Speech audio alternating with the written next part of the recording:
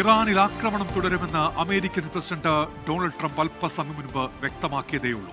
സൈനിക നടപടി തുടങ്ങിയതിനു ശേഷം ആദ്യമായി മാധ്യമങ്ങളെ കണ്ട ട്രംപ് എത്ര കാലം യുദ്ധം തുടരാനും അമേരിക്കയ്ക്ക് സാധിക്കുമെന്നും വ്യക്തമാക്കിയിട്ടുണ്ട്.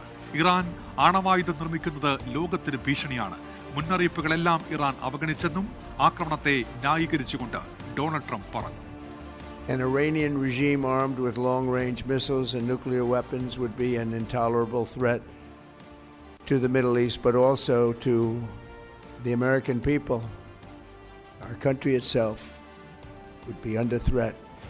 And finally, we're ensuring that the Iranian regime cannot continue to arm, fund, and direct terrorist armies outside of their borders. And we thought we had a deal, but then they backed out.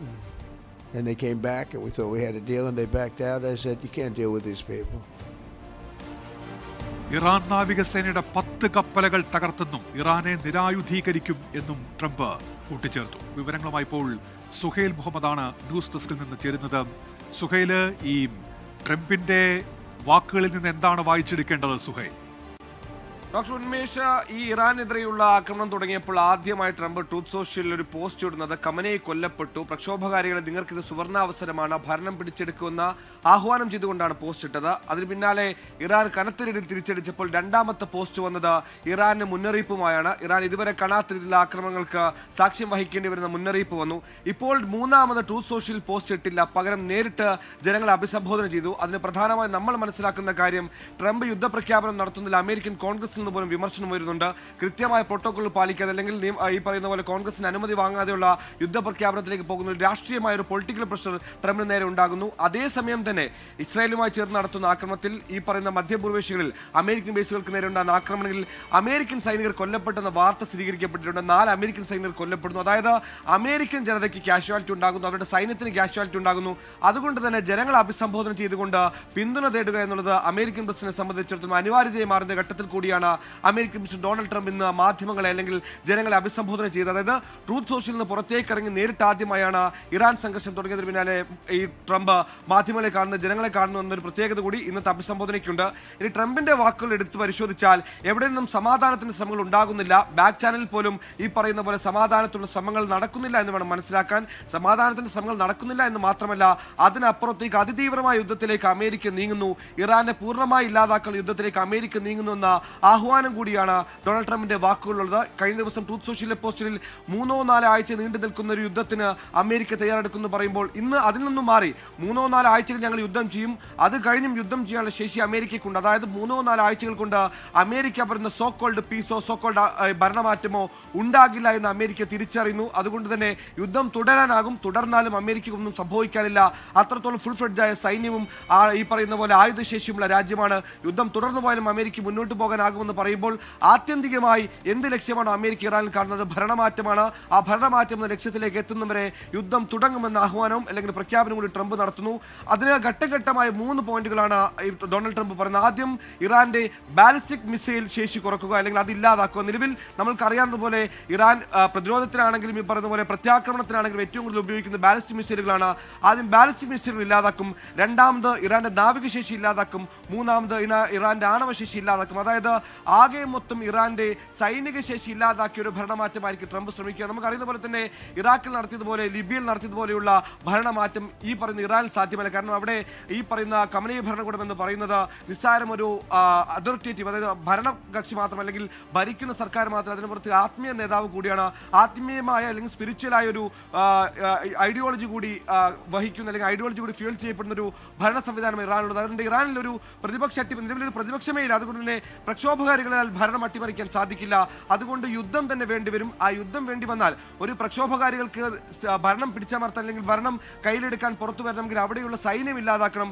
Iran revolutionary guard corps എന്ന് പറയുന്ന ഏറ്റവും സുസജ്ജമായ സൈന്യമാണ്. 6 ലക്ഷത്തിലേറെ സൈനികരുള്ള, 3 ലക്ഷത്തിലേറെ reserve സൈനികരുള്ള, ആകെ 9 ലക്ഷത്തിലേറെ വരുന്ന സൈനികരുള്ള വലിയ പടയാണ്. ആ സൈന്യത്തിന് ശേഷി ഇല്ലാതാക്കാതെ അമേരിക്കൻ ഉദ്ദേശിക്കുന്ന ഒരു ഭരണമാറ്റം അവിടെ ഉണ്ടാകില്ല. അതുകൊണ്ട് തന്നെ ആത്യന്തിക ലക്ഷ്യമായ റെജിം ചേഞ്ച് റേഞ്ചിലേക്ക് വരണമെങ്കിൽ അമേരിക്ക കൃത്യമായ ബോധ്യമുണ്ട്.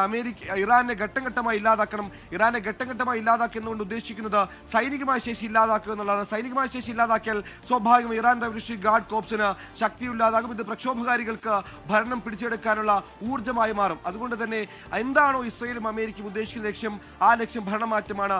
ആ ലക്ഷ്യത്തിലേക്ക് എത്തുന്നത് വരെ പിന്നോട്ടില്ല എന്ന് ഉറപ്പിച്ചു പറയുന്നു. അതേസമയം തന്നെ ഇറാനും അമേരിക്കയുമായ ഒരു പീസ് ടോക്കിനുള്ള സാധ്യതകൾ തള്ളുന്നു. അമേരിക്കയുമായി ചർച്ചയ്ക്കില്ല, സന്ധിയില്ല, തിരിച്ചടിക്കാൻ ഇറാൻ തയ്യാറാകുന്നു എന്ന് അലി ലാരിജാനി, ഇറാന്റെ സുരക്ഷാ ഉപദേഷ്ടാവാണ് അലി ലാരിജാനി ഇന്നലെ തന്നെ വ്യക്തമാക്കിയിട്ടുണ്ട്. അമേരിക്കയുമായി സംസാരമില്ല. അമേരിക്കയ്ക്ക് മുന്നിൽ അമേരിക്കയെ തിരിച്ചടിക്കുക മാത്രമാണ് ഇറാന്റെ മുമ്പുള്ള വഴി. അത് ഇറാൻ ചെയ്യുന്നു എന്ന് വേണം നമുക്ക് മനസ്സിലാക്കാൻ. കഴിഞ്ഞ 48 മണിക്കൂറുകളിൽ നമ്മൾ കണ്ടാൽ ആദ്യത്തെ 24 മണിക്കൂർ ഇറാൻ പല ഘട്ടത്തിലും UN സെക്യൂരിറ്റി കൗൺസിൽ പ്രഷർ ചെലുത്തി മറ്റുമൊക്കെ സമാധാനത്തിനുള്ള ശ്രമങ്ങൾ തുടങ്ങിയിരുന്നു. അവസാനത്തെ 24 മണിക്കൂർ എടുത്ത് പരിശോധിച്ചാൽ എവിടെയും സമാധാനത്തിൽ ശ്രമങ്ങൾ നടത്തണമെന്ന് പോലും ഇറാൻ പറഞ്ഞിട്ടില്ല. ഇറാനെ സംബന്ധിച്ചിടത്തോളം കണ്ണും പൂട്ടിയുള്ള അടി എന്ന് വേണം നമുക്ക് ഈ ഘട്ടത്തിൽ പറയാൻ. കണ്ണും പൂട്ടി ഇറാൻ ഈ മിഡിൽ ഈസ്റ്റ് രാജ്യങ്ങൾ അടിക്കുമ്പോൾ ചെറിയ കണക്കൂട്ടലും ഇറാനുണ്ട്. കാരണം നമ്മൾക്കറിയുന്ന പോലെ തന്നെ ഇസ്രയേലും അമേരിക്കയുമാണ് മധ്യപൂർവേഷ്യകളും മിഡിൽ ഈസ്റ്റുകളും യുദ്ധ സാധ്യത അല്ലെങ്കിൽ യുദ്ധമുഖത്തേക്ക് എത്തിച്ചിരിക്കുന്നത്. അതേസമയം ഈ യുദ്ധം തുടങ്ങി വെച്ച അമേരിക്കയിലും പ്രശ്നമല്ല. അമേരിക്കയിലെ ന്യൂയോർക്കിലെ അല്ലെങ്കിൽ ന്യൂജേഴ്സിയിലെ മനുഷ്യർ സുഖസുന്ദരമായി ഉറങ്ങുന്നു. അതേസമയം അമേരിക്കയ്ക്ക് താളമൊരുക്കുന്നതിന്റെ പേരിൽ മിഡിൽ ഈസ്റ്റ് രാജ്യങ്ങളെ ജനങ്ങളുടെ ജീവിതത്തെ ബാധിക്കുന്നവരുടെ ഉറക്കം കെടുത്തുന്നു. അതുകൊണ്ട് തന്നെ സ്വാഭാവികമായ ഒരു അനീതി അവിടെ ഉണ്ടാകുന്നുണ്ട്. ഇത്തരത്തിൽ തുടർച്ചയായി മിഡിൽ ഈസ്റ്റ് രാജ്യങ്ങൾ ആക്രമണം നടത്തിയാൽ അവരുടെ സുരക്ഷ അമേരിക്കയുടെ ഉത്തരവാദിത്തമാണ് രാഷ്ട്രതലവന്മാർക്ക് ബോധിപ്പിക്കേണ്ടി വരും. ആ രാഷ്ട്രതലവന്മാരുടെ മുമ്പിൽ അമേരിക്കയ്ക്ക് മേൽ ഈ പറയുന്ന GCC രാജ്യങ്ങളുടെ രാഷ്ട്രതലവന്മാരുടെ സമ്മർദ്ദം ഉണ്ടാക്കേണ്ട ഒരു ഐഡിയ കൂടി ഇത്തരത്തിൽ മിഡിൽ ഈസ്റ്റ് രാജ്യങ്ങൾ ആക്രമിക്കുമ്പോൾ ഇറാന്റെ മുമ്പിലുണ്ട്. മറ്റൊരു എടുത്തു പറയേണ്ട കാര്യം, സമാധാന സാധ്യത ഇവിടെ തെളിയുന്നില്ല എന്ന് മാത്രമല്ല, രണ്ട് ശക്തികളായി ലോകം മാറുന്നു എന്ന് നമ്മൾ സംശയിക്കേണ്ടി വരുന്നു. കാരണം അമേരിക്കയ്ക്കും ഇസ്രയേലിനും പിന്തുണ അറിയിച്ചുകൊണ്ട് ജർമ്മനിയും UK-യും ഇതിനോടകം തന്നെ വന്നു കഴിഞ്ഞു. അതേസമയം തന്നെ ഇറാൻ ഏറ്റവും കൂടുതൽ മിലിറ്ററി ബാക്കപ്പ് ചെയ്യുന്ന, ആയുധങ്ങൾ കൊടുത്ത് സപ്പോർട്ട് ചെയ്യുന്ന അല്ലെങ്കിൽ ആയുധങ്ങൾ നൽകുന്ന ഹൈലി എക്യുപ്ഡായ മെഷീൻസ് നൽകുന്ന, വെപ്പൺസ് നൽകുന്ന ചൈന പൂർണ്ണമായി പിന്തുണ ഇറാനായി പ്രഖ്യാപിക്കുന്നു. ചൈനയുടെ വാക്കുകളെടുത്താൽ ചൈനീസ് വിദേശകാര്യമന്ത്രി വാങ് യി ഇറാൻ വിദേശകാര്യ അബ്ബാസ് അരാക്ചിയുമായി സംസാരിച്ചപ്പോൾ പറഞ്ഞത് ഇറാന് മേലുള്ള കടന്നുകയറ്റത്തെ, ഇറാന് മേലുള്ള പരമാധികാരത്തിൽ കടന്നുകയറ്റത്തെ എതിർക്കപ്പെടണം, അതിന് വേണ്ട സഹായങ്ങൾ ചൈന ചെയ്യുമെന്ന് പറയുമ്പോൾ ഡയറക്റ്റായി യുദ്ധത്തിൽ പാർട്ടിസിപ്പന്റ് ആകുമെന്ന് പ്രഖ്യാപിക്കുന്നില്ലെങ്കിലും ഏത് ഘട്ടത്തിൽ വേണമെങ്കിലും ഇറാൻ അമേരിക്കയ്ക്കെതിരെയുള്ള തിരിച്ചടിയിൽ ചൈനയും ഭാഗമായേക്കാം. ചൈന ഭാഗമായാൽ സ്വാഭാവികമായും റഷ്യയും ഭാഗമാകും. അതിനുമപ്പുറത്തേക്ക് വരാൻ പോകുന്ന അങ്ങനെ ചേരിതിരിഞ്ഞ യുദ്ധത്തിലേക്ക് കാര്യങ്ങൾ നീങ്ങിയാൽ വലിയ പ്രത്യാഘാതം, ഈ പറയുന്ന യുദ്ധഭൂമുഖം തുറന്ന 10 രാജ്യങ്ങൾ മാത്രമല്ല അതിനും അപ്പുറത്തേക്ക് ഗ്ലോബൽ കോൺസിക്വൻസ് ഉണ്ടാകും. അതിന്റെ ആദ്യ പടി എന്നോണമാണ് ഇറാന്റെ ഭീഷണി ഭയന്നുകൊണ്ട് അല്ലെങ്കിൽ ഇറാന്റെ തുടർച്ചയായുള്ള ആക്രമണങ്ങൾ ഭയന്നുകൊണ്ട് ഖത്തർ ഇപ്പോൾ നാച്ചുറൽ ഗ്യാസ് പ്രൊഡക്ഷൻ നിർത്തുന്നു. ഇത് യൂറോപ്യൻ യൂണിയൻ അടക്കമുള്ള രാജ്യങ്ങളിൽ വലിയ ഊർജ്ജ പ്രതിസന്ധിയിലേക്ക് അടക്കം വഴിവെക്കുന്ന കാര്യത്തിൽ സംശയമില്ല. ഉന്മേഷ്, ലോകത്തെവിടെയായാലും ഏത് സമയത്തും 24 വാർത്തകളും ഓഗ്മെന്റഡ് റിയാലിറ്റി പാക്കേജുകളും എക്സ്പ്ലെയിനറുകളും വിശദമായി കാണാൻ ഞങ്ങളുടെ YouTube ചാനൽ നിങ്ങൾക്ക് സബ്സ്ക്രൈബ് ചെയ്യാം.